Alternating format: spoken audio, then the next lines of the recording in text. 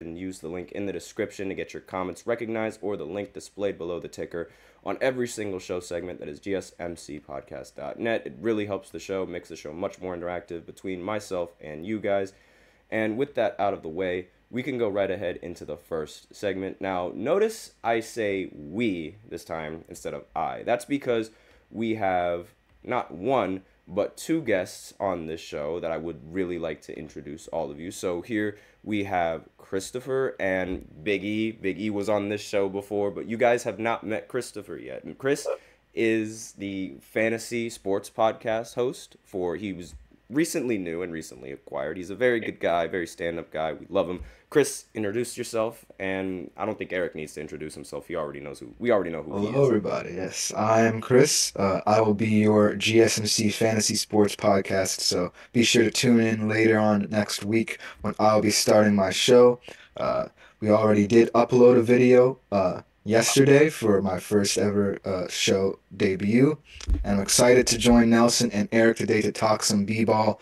Very good game last night between the Pacers and Celtics, and also to talk about this very controversial challenge rule All that right, I'm pretty so let's go ahead and go right in. I want to test out this graphic and see how it works and see how it looks on the screen. Oh, it looks beautiful. All that work has paid off. All right. So obviously the Celtics, they completely blew the Pacers out of the water. I saw this coming a mile away. I didn't really. I thought they were going to lose in game two because that seemed to be the trend for the Celtics throughout the entirety of the postseason. They'd win game one, then they'd lose game two, but then they just, they get it rolling in the rest of the series and they win in five. But that's not what happened. And they had a lot of help with Jaylen Brown. He ended the game with 40 points, 5 rebounds, and 2 assists. They also had some great help from Derek White, who ended the game with 23 points, 4 rebounds, and 6 assists. So obviously, guys, what do you guys think about this game? Like, what were your thoughts? So we'll start with Eric since he hasn't talked. Well, I kind of after game one, I honestly kind of thought that the Boston Celtics were in a little bit of trouble because they were expected to kind of have this game kind of be the first game, kind of game one, and the second game, like you said, game two, they've had the history and the MO of losing it. So I was honestly kind of ready to see Indiana kind of turn it around. There's definitely some more time. They're heading back to Indiana. The game's on Saturday, I think. It's on Saturday.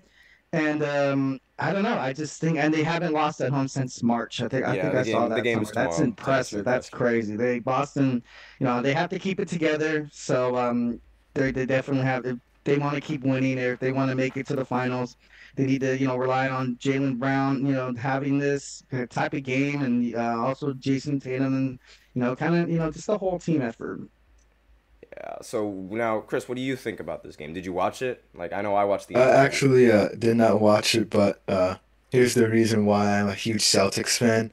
And so when I hear like the whole Celtics narrative, especially after game one, about all these pundits coming out in full force and saying, hey, this team is not that competitive and this Pacers can really put up a fight in this series, I'm like, okay, but we in game two proved that, we can really turn it on. Obviously, the past couple of game twos, we really weren't getting it going. So this is a clear benchmark for the Celtics in terms of trying to end this series as soon as possible and like dispel any notions that we're not of a championship mentality. And as soon as we win the championship, I'm just going to be very happy. But until then, I'm going to kind of rest on my laurels and not say anything that will, make people angry. So overall, I'm just really happy with this effort. I'm really happy for Jaylen Brown as a whole. Glad that he had a good game after being, in my opinion, snubbed from all NBA teams. So yeah, I just think that this was a very interesting game. Hopefully, the Celtics can complete the sweep. But Indiana's very good at home, as Eric said. So I'm looking forward to how this series shapes out. Yeah, I mean, so do you want to talk a little bit more about that snubbing? Because I do know you wanted to talk like about the All NBA selections, but I mean, I sort of thought that like obviously Brown, he definitely deserved to be an All NBA. I would have put him over Halliburton. That's just me because like I mean, I've said it before on this podcast that I was going to turn into the biggest Boston Celtics fan just for this series because I don't like Indiana. They're mean, they're evil, they're bullies. I don't like them. They ruined my Knicks. I'm pretty sure E like he feels the exact same way about this Pacers team and just wants them gone. Oh, absolutely. Get him out of here. I'm getting my broom right now for those Celtics. Can't Oh, sweep he's them. calling the sweep. He's calling the sweep I'm early. Oh calling the no. sweep. Uh-oh. What do you think about that, Chris? Do you think that's a little bold I'm gonna already? like rest because Indiana is a very tough team. I'm gonna say that. Obviously they lost Tyrese last night, but overall I do think that the Celtics are just that much more experienced. They want the chip this year.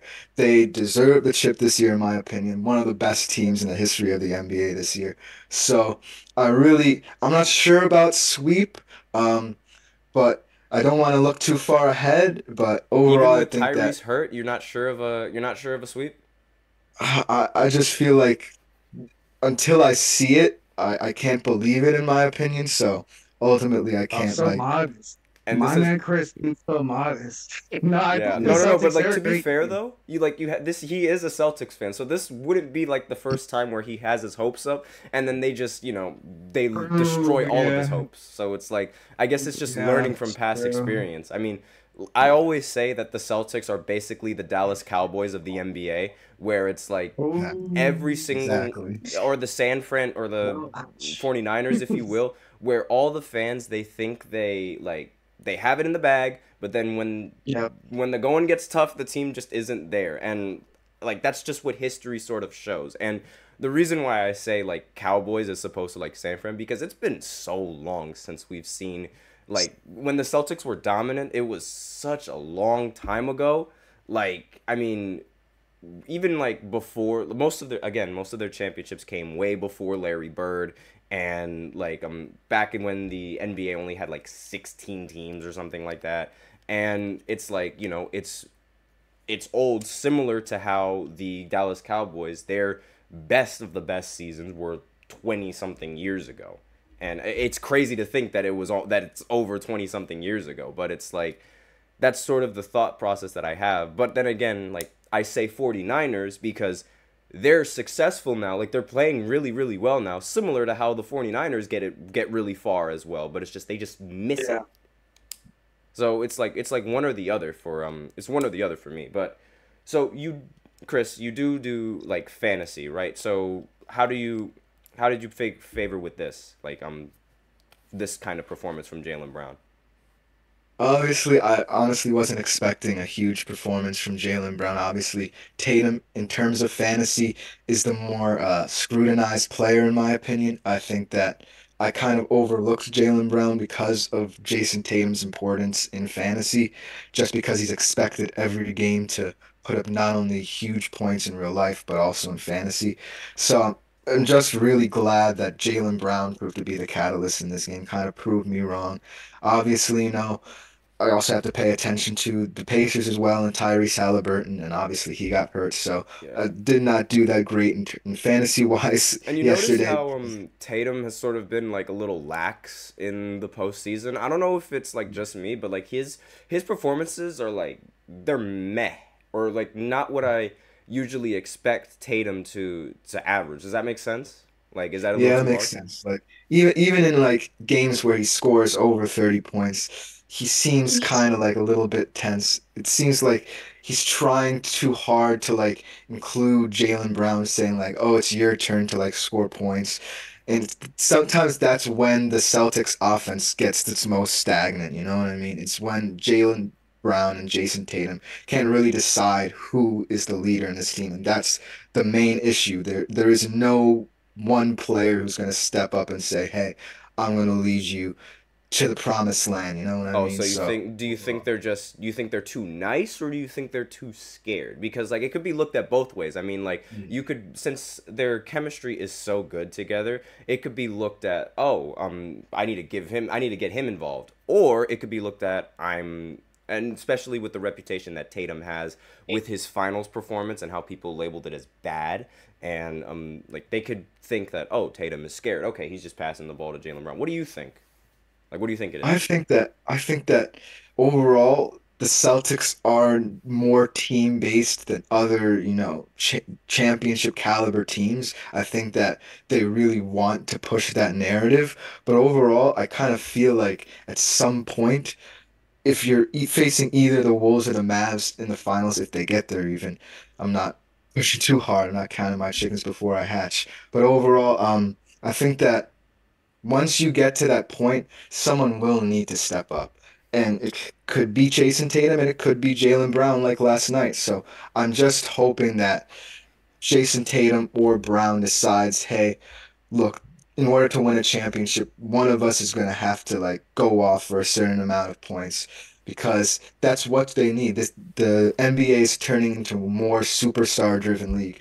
It's turning into a face of the league kind of league. And right now, the Celtics are the best team in the league, but they don't really have someone who I would call a superstar of the league. But I mean, you kind of need a team to in order to win these playoffs and these finals. And honestly, I feel like the biggest problem with some of the teams that don't win is because they rely on one specific person all too much. And with the way that the Celtics play and them taking a lot of three-pointers, it's really just live and die by the three for them. So I really feel like they could make this dynamic work, and they could definitely make this team ball work, similar to how the Spurs would made team basketball work. I know Eric's a big fan of the Spurs and how like he sees how, Tim Duncan, Manu, and Tony Parker, they were all able to share the ball with each other, and there was no like definitive. I mean, there was. I guess Tim Duncan would be considered like definitive star, but at the same time, Tony Parker won a Finals MVP while Tim Duncan was on the roster. So it's like, it's sort of a dynamic that like, it's a team-based dynamic that all of them have. So with that, we are out of time for this first segment. So now I will go ahead and wait a minute. There's someone in the chat. Kenneth is in the chat. He says, don't forget Tiago Splitter. Oh, Splitter. That's a shout. That's a shout. I love Splitter. Oh my Lord. That was hilarious. Anyways, so with that, we are out of time for this first segment. So now we will go ahead into the second segment where we are going to challenge, well, LeBron is going to challenge the challenge rule after his tweet, and we're going to give our opinions on what we think of the challenge rule right after this short break. So stay tuned. I feel like I'm losing my mind. Is everybody in the world blind? Please, Lord, give me a sign, a sign. I feel like I'm losing my mind. Is everybody in the world blind? Please, Lord, give me a sign, a sign. I wanna be the greatest. Everybody on the fake shit. I look around and feel like everybody is the fakest. I make this every day and I'm impatient, hoping one day I blow up from the basement. Statement, the top is so vacant. I don't hear shit that I think is amazing. Waiting for my day when I'm playing sold out shows for 1,000 faces. Hey, give me that crown. Get in my way and to be put down. It ain't your place, all this my town. If I want that shit, then I'll get it right now. I'm losing it, the noose it fits. I'm losing shit, a stupid myth. You choose to live or choose to dip. You choose to fight or lose your grip and lose a gift. Oh. I feel like I'm losing my mind. Is everybody in the world blind? Please, Lord, give me a sign, a sign. I feel like I'm losing my mind. Is everybody in the